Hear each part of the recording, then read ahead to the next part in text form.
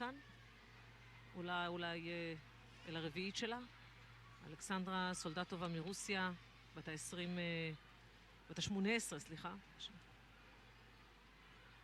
אליפות העולם האחרונה זכתה במדליית הכסף במכשיר העלות ומדליית הכסף במכשיר החישוק.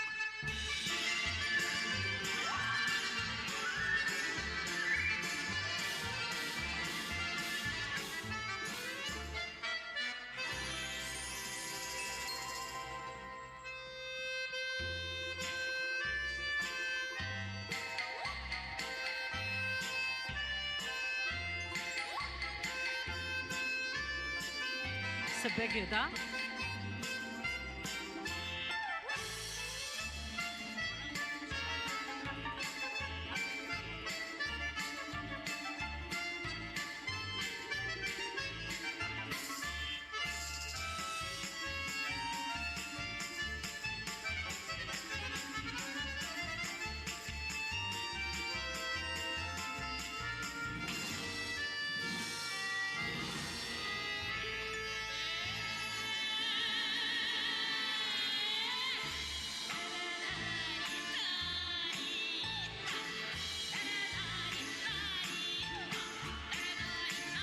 איזה פוינט.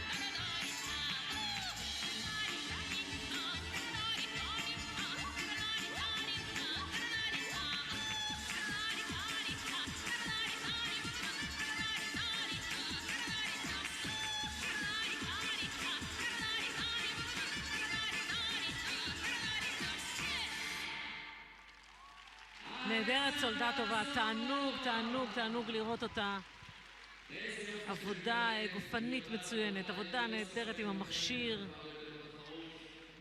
גם היא, כמו קודריאבצבה, יש בה משהו, התנועה, הפוינט שדיברת עליהם, ממש ככה, כאילו מהספר של ההתעמלות האומנותית לקחו ופשוט הדביקו.